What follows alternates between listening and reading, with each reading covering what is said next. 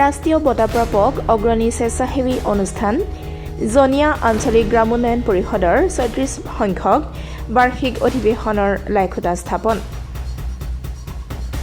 বৰপেটা জিলাৰ জনিয়াস্থিত ৰাষ্ট্ৰীয় বঁটা প্ৰাপক অগ্ৰণী স্বেচ্ছাসেৱী অনুষ্ঠান আঞ্চলিক গ্ৰামোন্নয়ন পৰিষদৰ ৩৬ সংখ্যক বাৰ্ষিক অধিৱেশনৰ লাইখুটা স্থাপন কৰা হয়। এক ব্যতিক্ৰমী ৰূপে 19, 20 আৰু 21 জানুৱাৰীত তিনিদিনীয়াকৈ বৰ্ণিল কাৰ্যক্ৰমণিকাৰে অনুষ্ঠিত হ'ব আঞ্চলিক গ্ৰামোন্নয়ন পৰিষদৰ বাৰ্ষিক অধিৱেশন উপলক্ষে জনিয়া Fakhruddin Ali Ahmed memorial senior secondary স্কুলৰ খেলপথাৰৰ বাকৰিত ৩৬ সংখ্যক বাৰ্ষিক অধিৱেশনৰ লাইখুটা স্থাপন কৰা হয়। উক্ত কাৰ্যসূচীত ক্ৰমে অৱসৰপ্ৰাপ্ত অধ্যক্ষ এম ইব্ৰাহিম আলী, আঞ্চলিক গ্ৰামোন্নয়ন পৰিষদৰ বাৰ্ষিক অধিৱেশনৰ উৎপাদন সমিতিৰ কাৰ্যকৰী সভাপতি জয়নাল আবদিন, জনিয়া আঞ্চলিক গ্ৰামোন্নয়ন পৰিষদৰ মুখ্য সম্পাদক আব্দুল মালিক, জনিয়া হালেকুৰা বজাৰ কমিটিৰ সম্পাদক শ্বাহজাহান আলী আদি কৰি ভালেসংখ্যক মান্যবৰ ব্যক্তি উপস্থিত থাকে। 19, 20 আৰু 21 জানুৱাৰীত তিনিদিনীয়াকৈ বৰ্ণিল কাৰ্যক্ৰমেৰে অনুষ্ঠিত হ'বলগীয়া প্ৰতিটো কাৰ্যসূচীত সৰ্বস্তৰৰ ৰাইজৰ সহায় সহযোগিতা অন্তকৰণেৰে কামনা কৰিছে উদযাপন সমিতিয়ে।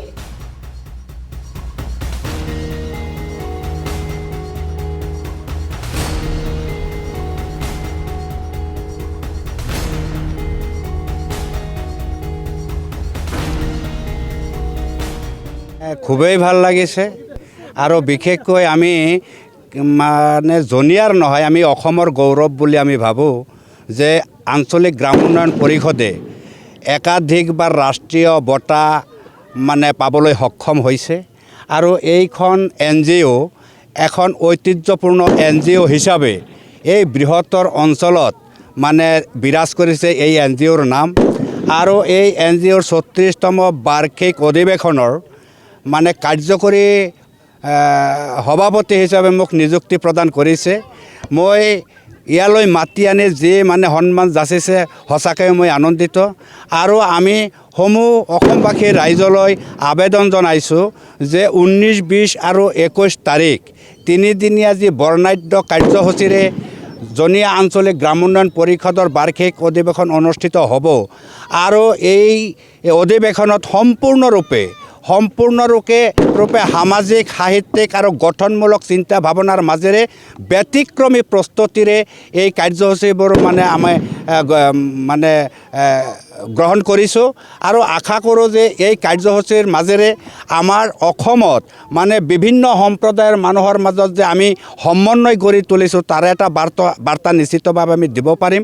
আৰু তাৰ লগতে ছাত্ৰ ছাত্ৰীসকলৰ পৰা আৰম্ভ কৰি যুৱক যুৱতীসকললৈ যি ধৰণৰ মানে চৰকাৰে ইতিমধ্যে আৰম্ভ কৰিছে সাংস্কৃতিক মহাৰণ, খেল মহাৰণ, মানে খেলা ধূলা আৰু সংস্কৃতিৰ মাজেৰেও মানে ল'ৰা ছোৱালীক আগুৱাই নিয়াৰ কাৰণে যি প্ৰয়াস কৰিছে তাৰে ওপৰত ভিত্তি কৰি গুৰুত্ব আৰোপ কৰি আঞ্চলিক গ্ৰামোন্নয়ন পৰিষদেও আমি এইবাৰ সেই ক্ষেত্ৰত আমি বিশেষকৈ গুৰুত্ব মানে আৰোপ কৰিছোঁ।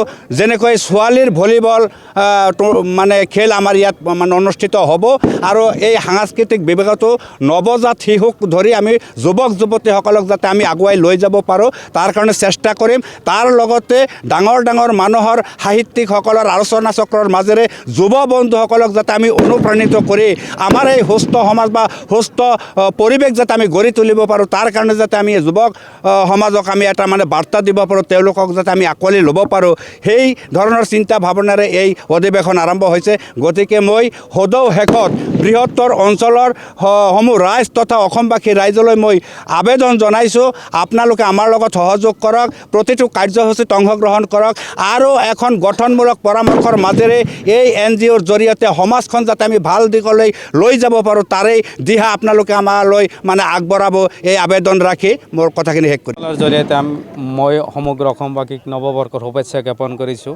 তাৰ লগতে আজি জনিয়াত আমি জনিয়াৰ ল'ৰা হৈ জনিয়া গৌৰৱান্বিত হৈছোঁ। আজি ৰাষ্ট্ৰীয় বঁটা NGOত আজি যি প্ৰথম কাৰ্যসূচী আছিল লাইখুটা, এই লাইখুটা আমি দেখা পালোঁ স্বতঃস্ফূৰ্তভাৱে ৰাইজ ওলাই আহিছে, মানুহৰ মনত উৎসাহ উদ্দীপনা জাগি উঠিছে, এন জি অ'ৰ প্ৰতি মানুহৰ সকাহ আছে। এই এন জি অ'য়ে যেনেকৈ মানুহক বহুতো কাম কৰিছে, আমাৰ চাওক আপোনালোকৰ সন্মুখত আমাৰ নদী বান্ধত যি বাঁহৰ পাৰ্কমান তেওঁলোকে কৰিছে, সেই পাৰ্কবাঙৰ সময়ত আমাৰ নদীৰ বহুত সকাহ লাভ কৰিছে। আজি নদী সিফালেদি গছি গৈছে। আমাৰ জনীয়া অঞ্চলৰ বহুত লাভ উন্নয়ন হৈছে বুলি মই ক'ব পাৰোঁ। গতিকে এই চেগতে মই ৰাষ্ট্ৰীয় বাৰ্তা সম্পাদক আব্দুল মালিক চাহাবক মই ব্যক্তিগত হিচাপে মই ধন্যবাদ জ্ঞাপন কৰিছোঁ। তেওঁৰ কাম কাজ সকলো সময়তে সকলো কাম আমাৰ লেখত ল'বলগীয়া। আমি নিশ্চয় তেওঁক আমি দীৰ্ঘায়ু কামনা কৰিছোঁ আৰু এই এন জি অ'ৰ সৰ্বাংগী উন্নতি কামনা কৰিছোঁ তথা এই 19, 20, 21 তাৰিখে সকলো ৰাইজে যাতে আমি ওতঃপ্ৰোতভাৱে ইয়াতে জড়িত সকলোটো কাৰ্যসূচীত জড়িত হ'ব পাৰোঁ তাৰে কামনা কৰিছোঁ। পৰিষদ যিটো এন জি অ' 1986 চনত জন্ম হৈছিল। আমি আহি 36টা বছৰ পাৰ কৰিলোঁ। এইবুলি আমি এই মাহৰেই অৰ্থাৎ জানুৱাৰী মাহৰ 19, 20 আৰু 21 তাৰিখে তিনিদিনীয়াকৈ বৰ্ণাঢ্য কাৰ্যসূচীৰে আমি ইয়াৰ বাৰ্ষিক অধিৱেশন উদযাপন কৰিবলৈ লৈছোঁ। আৰু আজি আমাৰ লাইখুঁটা প্ৰতিষ্ঠা কৰা হ'ল। সকলো স্তৰৰ জনসাধাৰণক আমি আঞ্চলিক গ্ৰাম উন্নয়ন পৰিষদৰ বাৰ্ষিক অধিৱেশন উদযাপন সমিতিৰ পক্ষৰ পৰা আহ্বান জনাইছোঁ, যাতে এই অধিৱেশনৰ জৰিয়তে আমি এটা মেছেজ গোটেই অসমবাসীক দিব পাৰোঁ। ইয়াত সাংস্কৃতিক দিশ থাকিব, শিক্ষাৰ দিশ থাকিব, ক্ৰীড়াৰ দিশ থাকিব, সাহিত্যৰ দিশ থাকিব।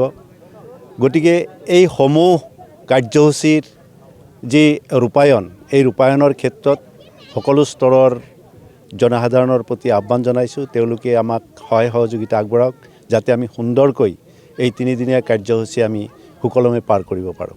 তিনিদিনীয়া কাৰ্যসূচীৰ বিশেষ আকৰ্ষণ পতাকা উত্তোলনৰ পৰা শেষ পৰ্যায়লৈ, শেষ প্ৰান্তলৈ গোটেইকেইটা কাৰ্যসূচীয়ে আমাৰ বিশেষ আকৰ্ষণ থাকিব। এইবিলাকৰ খেল ধেমালি সেইটো এটা আকৰ্ষণীয়।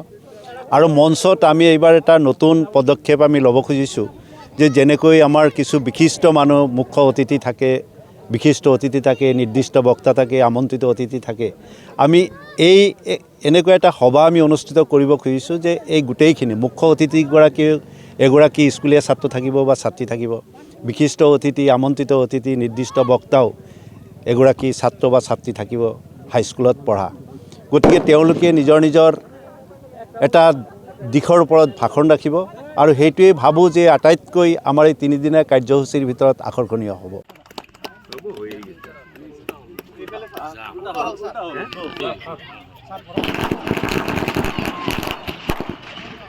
বৰপেটাৰ পৰা প্ৰদীপ কুমাৰ চৰকাৰৰ ৰিপৰ্ট, ডেমক্ৰেটিক আছাম। বৰ্ণাঢ্য কাৰ্যসূচীৰে জানুৱাৰী মাহৰ 19, 20 আৰু 21 তাৰিখে অনুষ্ঠিত কৰিবলৈ লৈছোঁ।